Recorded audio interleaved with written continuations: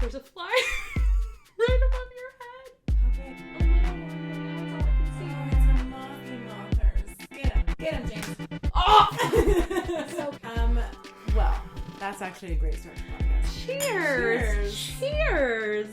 Oh my god. So I'll tell you, we have changed the scenery again. You're welcome. So we're in my room, in the back of the apartment. I'm sweating. And the light is just very nice, honey, sweaty. But we are having just a little bit of a moth problem. But like, not even like moths, but like, they're called... Drain flies? Drain flies, thank you. They're in the moth family. Mm-hmm, moth family. And those motherfuckers just won't go away. They're literally... And she bought moth traps. Mm-hmm. And the ones in my room have just been hanging out around the trap. But I'm like, here, go into your new house and then die. Yeah, live there. And I don't usually like to kill bugs. I don't know if you guys know that about me yet, but if you didn't, now you know. But I don't love killing of any kind of critter, unless it's a cockroach. Yeah, the cockroaches can fucking die. Or snakes. I don't like snakes. Or those little flies. Turns out they don't have a purpose for me. No. So I'll have to say, we rearranged, but here we are. Wait. I'm Lisa. I'm Sunny. And this is Nothing to be ashamed of. Or whatever. Oh, God. Mm-hmm. Let me just take a sip. So much happening. SMH. What if we just sat around drinking the whole podcast? And didn't talk And about didn't anything? talk about anything. So my coworker, you know those like holiday time YouTubes where you can put on like 4 hours of a crackling fire? Mm-hmm. The Yuletide. Yes. My coworker, who is a videographer, did one of those in front of his own fireplace, and he's just slowly drinking a glass of whiskey. For 4 hours? For hours. But he looped it eventually. Oh, I love it. Eventually he looped himself. We did, so you know those like little like dance in your pants, like elf yourself? Uh-huh. We did one with her dad. Oh, jib jab. Jib jab. We did a jib jab and basically put Gary in like a Billie Eilish video and the one that's What like, does the fox say? Yeah, and we were hilarious. We put him as it's like a 5-person band, but it's all my dad's face. Mm-hmm. It's pretty great. I haven't sent it to him. If you need a little laugh, jib jab yourself. Yeah. So today we're going to talk about sex positivity, body positivity. Just because I think it's not something that's talked about enough in the world. Mm-hmm. And we just had a really great FaceTime with one of our oldest, dearest friends, Monica. It just kind of came up in the conversation, and I just felt like we should talk about it. Yeah. So I think we've talked about this on the podcast before. I'm not sex positive. Would like to be. Feel like if somebody met me and just... Like, I probably come across as a person. Yeah, I assumed that you were one who would be sex positive. When we met. Yeah. I was maybe more sex positive when we met because I was only trying to sex with dudes and I knew how. It's also easy to be sex positive when you're younger because the stakes... Sorry, I should slow that down. It's also easier to be sex positive when you're younger because the stakes aren't raised and you're not looking to, like, maybe settle down or meet somebody. You're looking to, like, hook up and have fun stories to, like... On your belt? What's that? A notch on your belt. A notch on your belt. Yeah. And, things happen in our lives. We're all on a journey. And I'm not as sex positive now as I would like to be. And I think I've always been sex positive. But I think also the older that I've gotten, your body changes. Your desires change for, like, the partner that you want. Things that you want. Like, I'm happy in my relationship. And he's probably going to hate me for saying this. But, like, our sex life is great. And it's healthy and it's fun. And we're both, like, comfortable enough in our own selves to, like, ask for things that we want. And, I think that comes with trust also. And, like, I never had that piece ever before, which is huge for me. So, like, I've been sex positive, I think, a lot of my life when I started having sex, almost 20 years ago. But I never had somebody who I trusted to, like, really go there with or say, what I really wanted. Or I just would, like, get drunk and go home with some dude or, and it just was, like, meaningless and adventure, full of adventure, but it looks different now. So there's, like, different variations, I think, of sex positivity also, where, like, when you're by yourself and you're, like, trying to get your hoo-has, it's important to know your own body. So we were just talking with our friend Monica about the sex toy that's, like, basically, like, blows air at your clitoris. Oh, yeah, there's technology. There's some toys. That did not exist when I was 18 and got given my first vibrator. Who'd you get your vibrator from? From a girl I went to college with. I'm only, like, a little bit mad at all my close girlfriends. I'm mad at your close girlfriends in college. No one ever... Anaya, I'm looking at you. Why didn't you ever buy me a vibrator? Yeah. Well, that's the thing. So, like, I there were a couple of girls in college that, like, I turned 18. Somebody gave me my first vibrator. One of my friends turned 18. I gave her first vibrator. Like, and they weren't good ones, but we went to Spencer's. And, like, it was just sort of a rite of passage.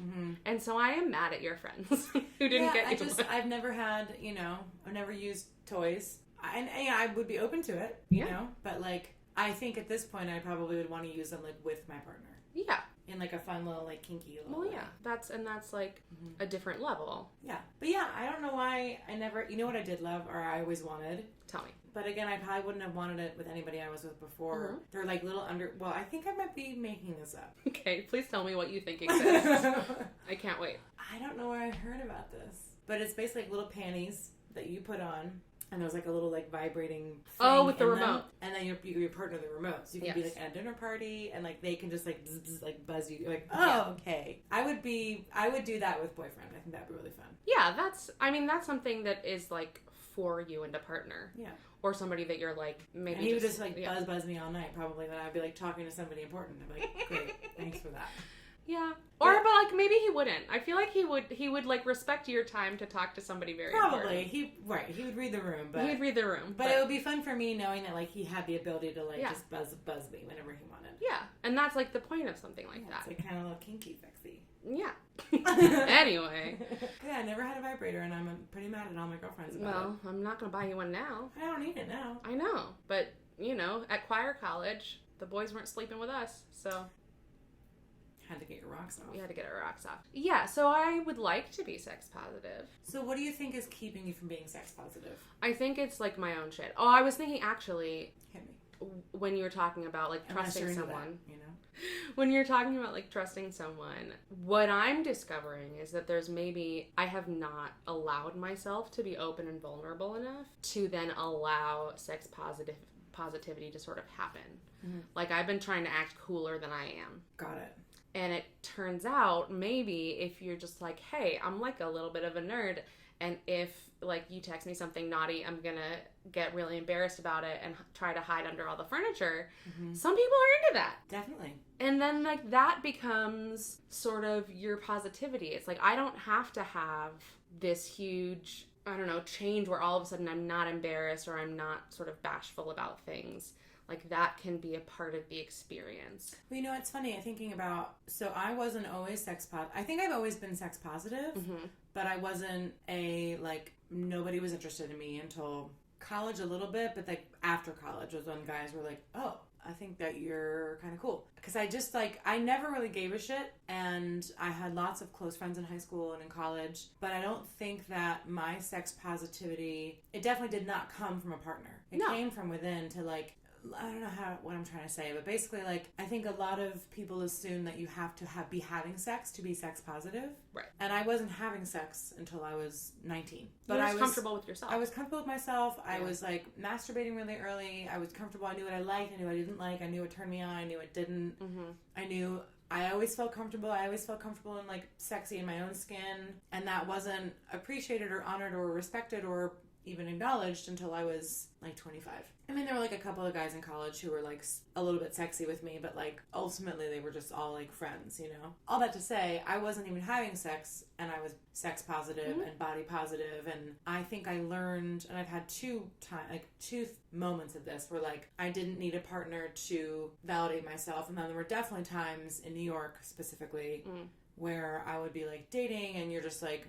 talking to this guy, talking to that guy, and I found myself looking for worth in the men that I could attract, and I don't think I realized I was doing it then, but 10 years later I couldn't realize it, where I was like looking for my value in who thought I was attractive, and that's just stupid. It was part of my journey, but it wasn't a great part. I was depressed a lot of that time, but hiding it like behind like jokes and funny, and I was doing music, and I just was like hiding that sadness behind other things. But ultimately I think that my sex positivity came from my relationship with myself and learning how to please myself, and then also learning how to trust people, that was the hardest part about New York, because you just couldn't. That's the hardest part about life. Yeah, but like specifically the men in New York, you can't trust any of those fuckers. You can't, and you shan't, and you shouldn't. No.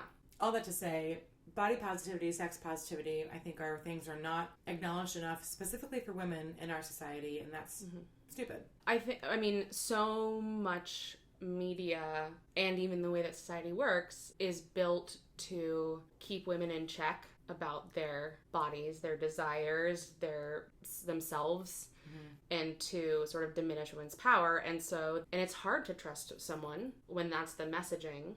I don't know. It boggles my mind that some people can be comfortable with who they are. I think that's like pretty revolutionary. I also just realized I could riff on this topic for probably another hour. Yeah. When you were like, let's talk about body positivity and sex positivity, I was like, for our Vidapode, sure, great idea. So we might have to do like a second edition audio. We might have to continue this. I have a lot of other thoughts I'm thinking of. My synapses are firing. Yeah. But I do think that and like, I don't know, at 33, this feels like a weird thing to be realizing, but to be realizing, and maybe not for the first time, that it's more about how I feel about myself than how anybody else feels about me. And then it's about me being true to myself and just honoring the person I am instead of trying to pretend to be somebody who I'm not. Yeah. And that I can enter a space, even what to me is like the most vulnerable space, which is sex, and not have to hide any of who I am. And that is where the positivity comes from and the good experience. All that to say, love yourself, love your partner, love the one you're with. Love the one Yeah, unless they're bad to you. And then don't do that. Yeah. Love yourself. Yeah. And if you're a woman and you're watching this, it's okay to be sex positive. It doesn't make you a slut. And if you are a slut, own it, you know? Somebody said to me last week, I think maybe I'm just a whore. And I said, I think we call that sex positive now. Yeah. So. Yeah. I would definitely be like, in like olden times, I definitely would have been a whore. You would have, yeah. You know? And I would have been just tits flying tits akimbo.